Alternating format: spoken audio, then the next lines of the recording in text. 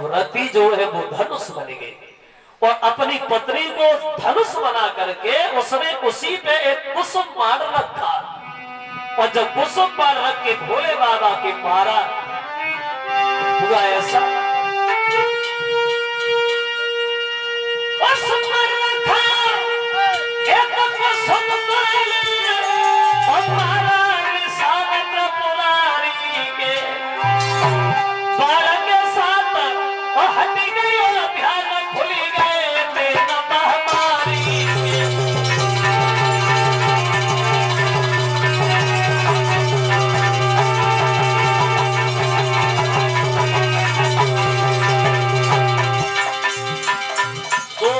बाबा के बाण लगा, शंकर जी के नेत्र खुल गए, लेकिन उन दोनों नेत्रों के साथ साथ एक घटना घट गई। खुला तीसरा नैन भी उन नैनों के साथ हर किसकी ज्वाला बाप से भस्म हुआ रतिनाथ।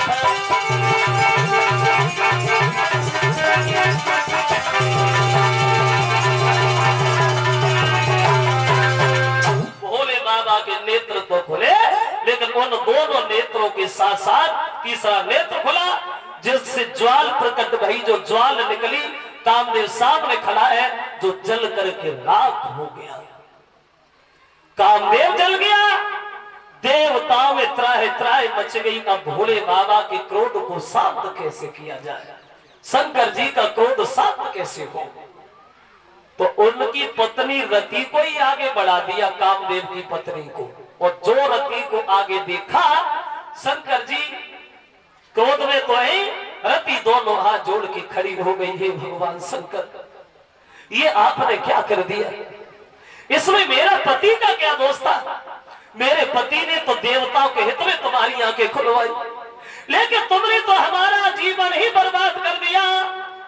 अब मैं कहां जाऊंगी? बिना पति के पत्नी अर्ध जला मुर्दा की तरह हुआ करती है। भगवान, अब मेरा क्या होगा?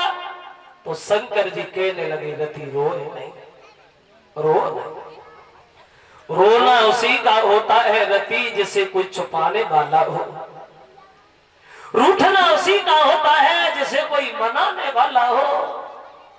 हे रति, तुम्हारा पति मर तो गया है, लेकिन ये तुम्हारा पति मर के भी अमर रहेगा।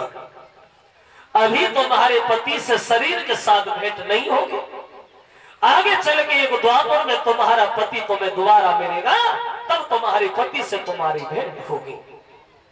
ये बात चल ही रही थी, तब तक देवता जो थे वो चारों तरफ से भोले बाबा को घेर लेते और बोले, प्रभु शादी कर लो। शंकर जी बोले, आंखें खुल नहीं पाई, शादी तैयार? अरे भाई, हम नहीं करेंगे शादी आदि। क्यों? बोले, उलझना बोलत जाता इंद्र, भजन भी नहीं हो पाता है, सती से प्रेम किया, वो भी छोड़ गई, तो सोच रही अब हम शादी नहीं करेंगे, अब तो ऐसे ही ठीक है, अकेले ही बढ़िया है। क्योंकि शादी करके फंस जाते हैं, उलझनों में उलझ जाते हैं। और ये बात भी सच है, जरा गौर करें। वैसे एक विद्वान ये बता रहा है कि जब तक शादी ना हो तब तक जिंदगी मालूम पड़ती है। कोई जिंदगी है जब तक शादी ना हो तब तक। मन में आता घूमा, मन में ऐसो करो, कोई कहने वाला ही नहीं। केवल शादी ना हो तब तक बड़ा आनंद है, और जब शादी हो जाए तो आनंद क्या, फिर परनंद हो जाते हैं। ऐसे मानो आदमी शादी के बाद दूसरे की सेवा करने तो अलग की बात रही, आदमी अपने शरीर की सेवा करना भूल जाता है। ऐसी दशा हो जाती है जैसे ट्रैक्टर होता ना, ट्रैक्टर, तुम ट्रैक्टर की ट्राली में 4000 ईंटें भरो, जोले ताकत रहते तो खींचत रहा, तो जब ना खींचते बूढ़ उठा तो धरे मार, तो उठा तो धरे मार, तो क्या करे, खींचवे तो है ही है। ऐसे ही आदमी की दशा हो जाती है, आदमी की पोजीशन बन जाती है शादी होने के बाद। अब भैया लग गई है तो खींचनी तो है।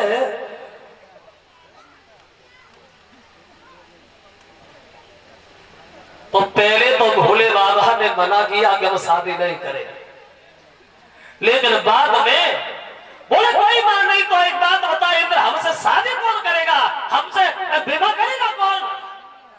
बोले सुनो। महात्मा बोले महाराज हेमांचल की लड़की गिरिजा है जो बरसों से तपस्या में लगी है, आप उससे शादी कर लो। तो शंकर जी बोले गिरिजा, पहले उस लड़की को पूछ के तो कोई हमारा नाम धोखा से तो नहीं निकल गया। अब महात्मा दौड़ी और गिरिजा से जाके बोले बेटी सुनो, एक काम करो, तुम्हें पता है भोले बाबा ने क्या कर दिया? क्या कर दिया? बोले शंकर जी ने कामदेव को मार दिया है, क्या अभी तुम उससे शादी करोगी? गिरिजा बोली कामदेव मर गया? बोले हाँ, तभी हम मना करते थे भूल जाओ शंकर जी को, वो तुम्हारे लायक नहीं है। उन्होंने कामदेव को मार दिया। और बोले वो महात्मा गिरिजा हम तब समझाते थे, अपना हक नाचना चाहती हो, ले कामदेव तो भस्म हो, वकील से प्यार चाहती हो।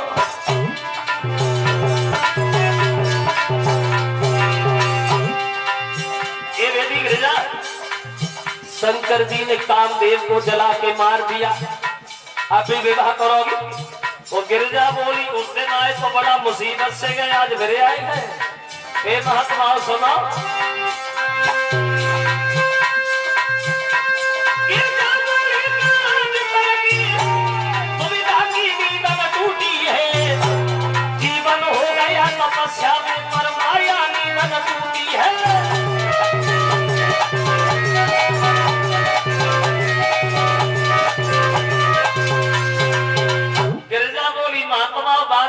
बड़ा मुसीबत से डरे, आज भरे आए गए। अरे कामदेव मर गया और तुम मर जाओ, सूर्य आग बंद करते हो गलना, ठंडा पड़ जाए, चंद्रमा आग उगलने लगे, पृथ्वी आकाश पलट जाए, लेकर ये गिरिजा का संकल्प कभी फीका नहीं हो सकता। महात्मा शादी होगी तो भगवान शंकर से, अन्यथा हम शादी करेंगे किसी से नहीं। तो महात्मा दोनों हाथ जोड़ के खड़े हो गए, माफ करना बेटी गिरिजा, जिनकी हम बुराई कर रहे थे हम तो उनके ही भेजे हुए आए हैं, तुम्हें तुम्हारी तपस्या का फल मिल गया, तुम अपने घर जाओ और शंकर जी दूल्हा बन के तुम्हारी दरवाजे पे आ रहे हैं। अब नारद भी गए गिरिजा के साथ हेमांचल के घर। गिरिजा ने कितने दिन भजन किया भगवान भोले बाबा का?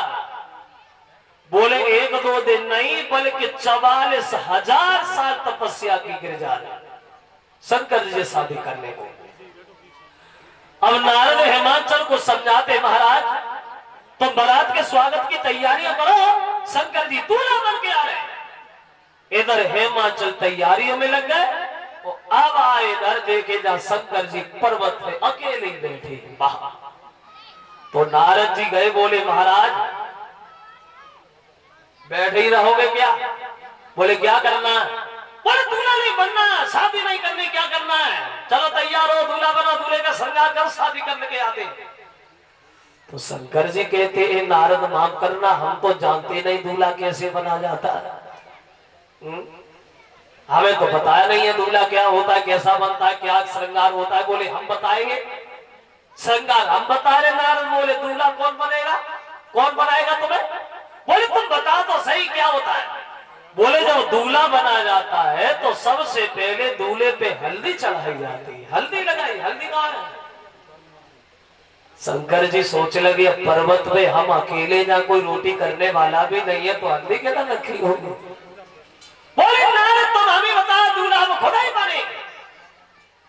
अब हल्दी के बदले में शंकर जी ने पूरे शरीर से भस्म लपेटी। कहो कैसी रही? नारद बोले बहुत बढ़िया रही।